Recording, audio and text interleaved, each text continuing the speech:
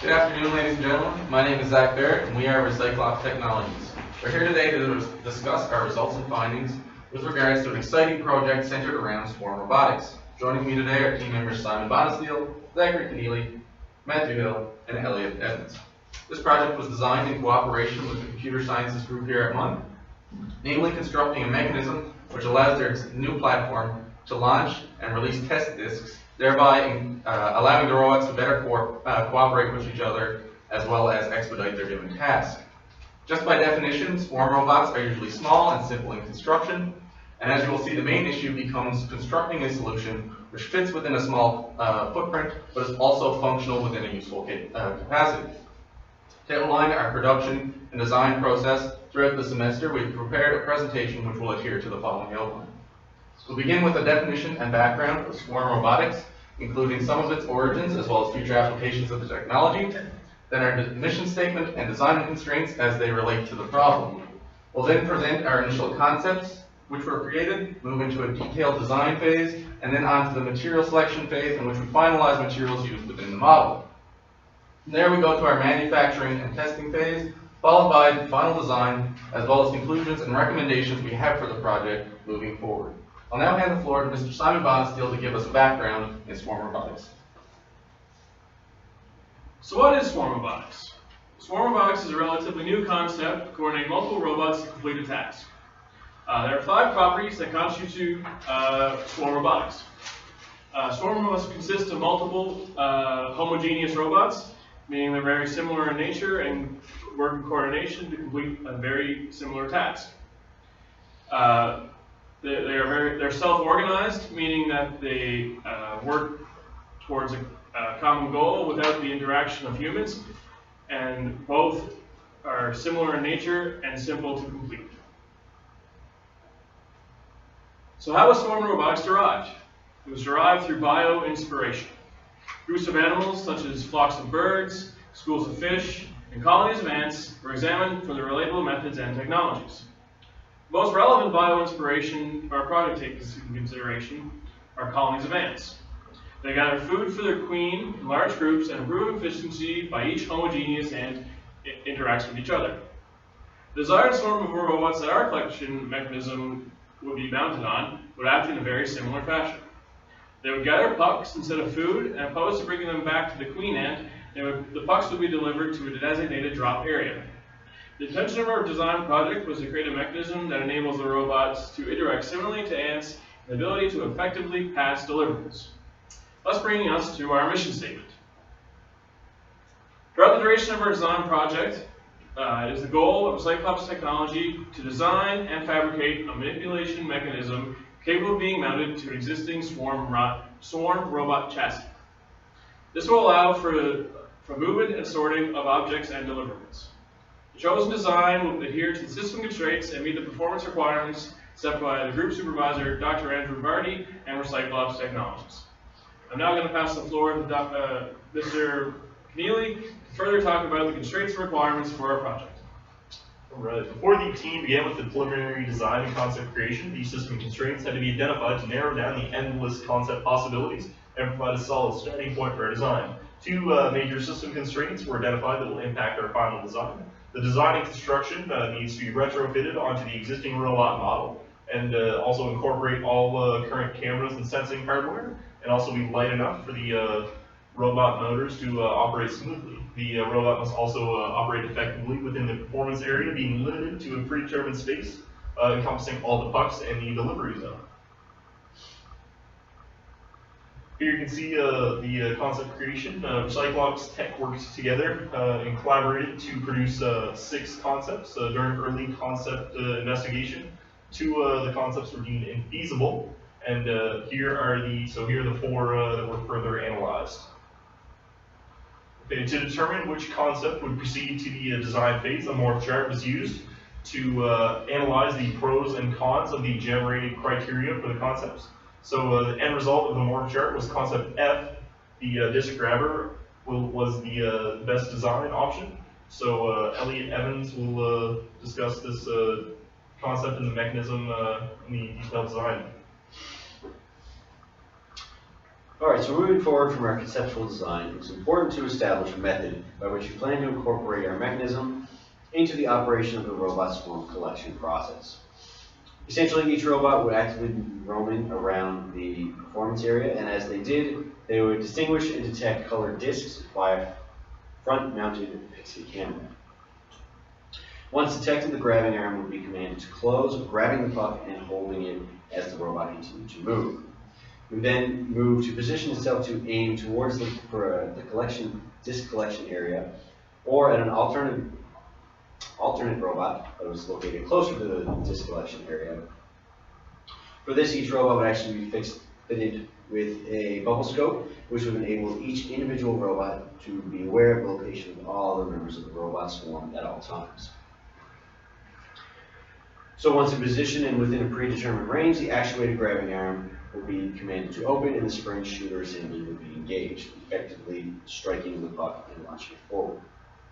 Following this, the robot will continue to roam and detect discs, while the launch discs will be collected and moved by a different robot, and the process will be repeated until all discs have successfully been placed in the collection area. Upon choosing our conceptual design, the team then moved into our detailed design phase. As this project is an extension of another group's work, there were some additional limiting constraints we had to consider. Shown here is the Zumo 32U4, which is a small track Arduino compatible robot, which the computer science team is currently utilizing for their applications. It was determined that we would need to design our mechanism to accommodate and easily mount onto this base. Our design and associated mounting platforms could not exceed by any great amount the top-down sectional area of the robot body itself, as in doing this would possibly interfere with the current swarm motion and operation and interaction with one another. Also, in keeping in line with the control method being used, it was decided that the new system would be controlled with an Arduino compatible board, the Mini Sega Mega. This is a controller board that was utilized as part of a past model of the robot swarm and was used to command driver motors and control the motions of a much larger robot. Due to this, it was determined that this would be acceptable for our applications and incorporating our design into these robot bases. Alright, so moving into the specifics of our design, the new mechanism design would incorporate two separate mechanical systems. They are the grabbing arm assembly and the spring shooter assembly. The first of which would include two designed arms, one a stationary positioning arm, as well as one a servo motor driven grabbing arm. The function of this assembly is to grab and hold pucks as the robot continues to roam around the performance area. The spring shooter assembly is a more intricate system that is operated by a small stepper motor and consists of a spring shooter mechanism, a pulley set, a tension line, and a retraction line spool. This system utilizes the potential energy stored in a compressed spring to transfer energy and effectively launch and pass pucks between robots. The main component to consider when designing the grabbing arm assembly was the choosing of an acceptable servo motor, as this would be connected to the actuated grabbing arm via a drive shaft. It would be required to have a holding torque sufficient to overcome the force placed on the arm by the sliding friction of the puck. The servo that was chosen was one that the team had used on our past terms project, the Trinity G9Z Micro Servo. This provided to have a holding torque of around 0.117 Newton meters, which proved to be 97% more torque than we would require for our application. Now, due to the low cost and how these servos were readily available to us, it proved to be perfect for our uses.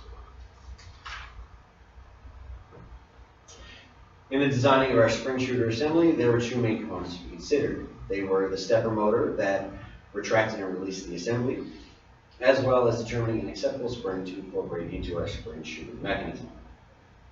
As shown in the table for varying spring constants, the team determined the output force, the energy transfer to the puck, the distance the puck would be launched, and as well the required motor torque to effectively control the system. The goal in analyzing the system in this way was to provide the team with a full range of data and output possibilities. In the ideal case, would render the greatest passing distance of the puck. However, a motor size to achieve this would still have to be realistic.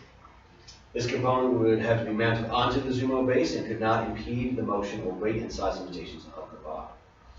The shown data depicts acceptable springs for up to a 0.3 meter launch distance. However, many more were considered.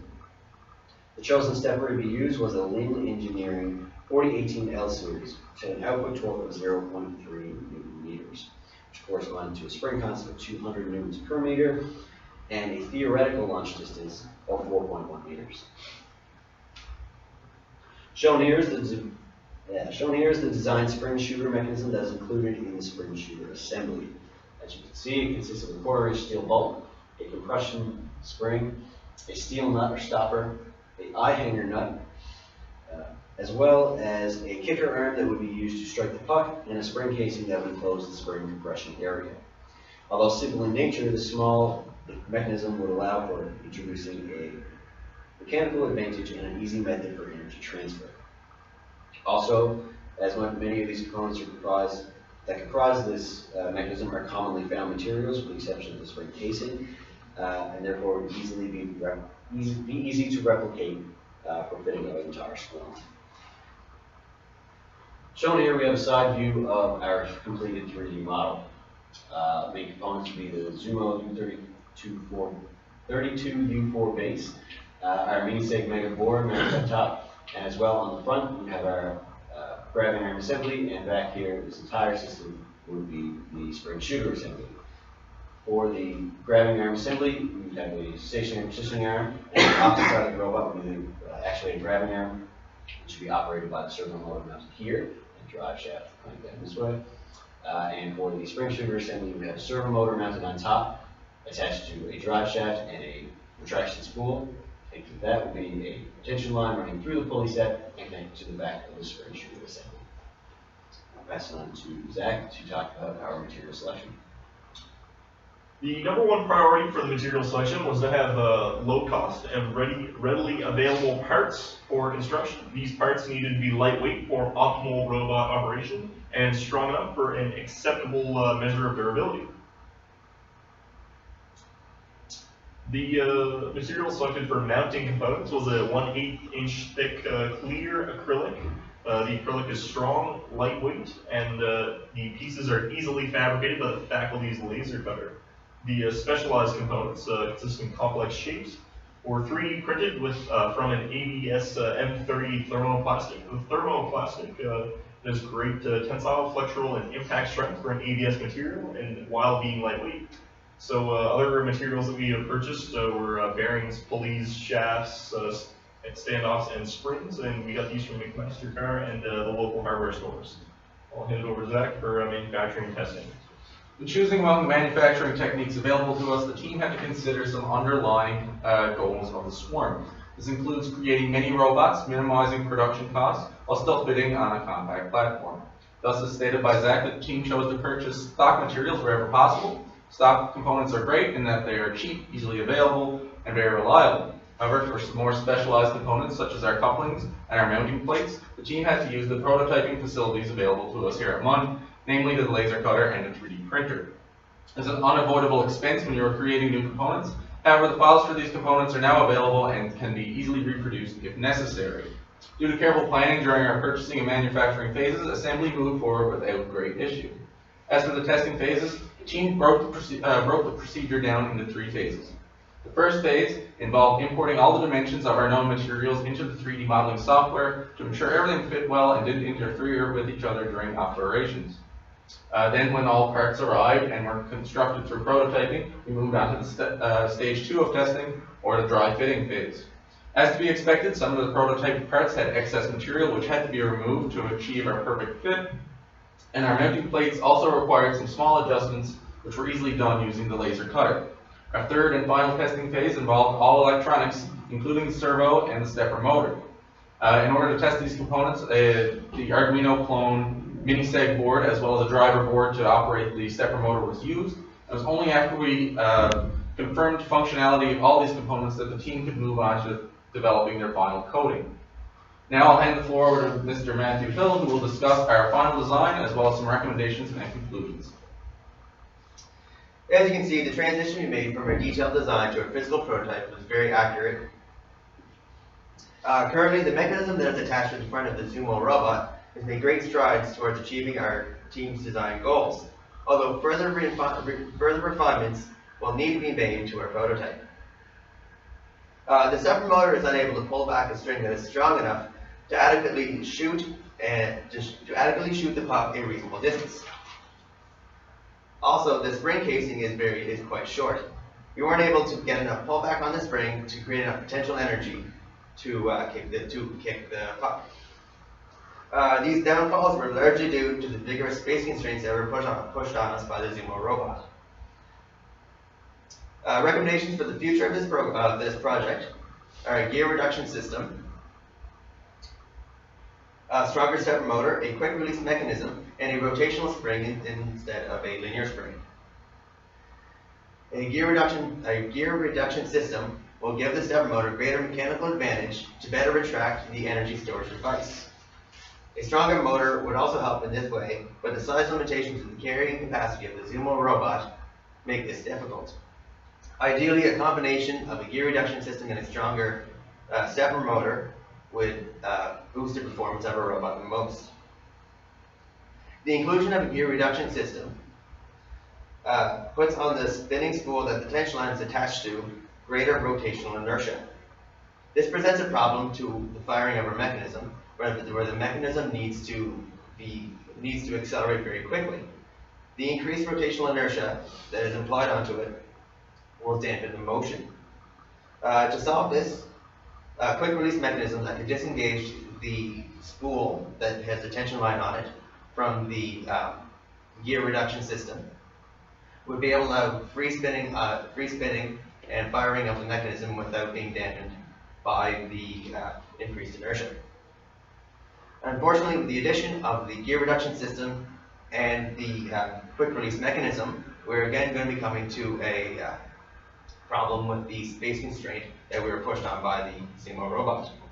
To help retain some space, a rotational spring can be used in place of a linear spring,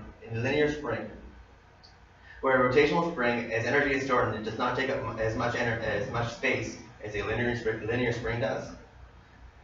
The downside of this is that a more complicated kicking mechanism will have to be developed for the rotational spring, such as a lightweight rack and pinion assembly. We have designed a prototype of a mechanical system that retrofits onto an existing robot that implements Swarm Robotics software. The prototype design is a stepping stone to creating a Swarm robot that effectively and efficiently carries out a simple passing and delivering system. A variety of enhancements can bring possibilities beyond the scope of our simple project. Although the performance of the mechanism comes up short, this is an important stage in the design process to have a prototype to build on. From here, the design process can be repeated with the reiterations of our mechanism and by following the recommendations that we have outlined. The reiterations will bring to fruition viable Swarm Robotics applications. That concludes our presentation. Thank you for listening. Is there any questions? Thank you. Thank you very much. You. You know what? What else?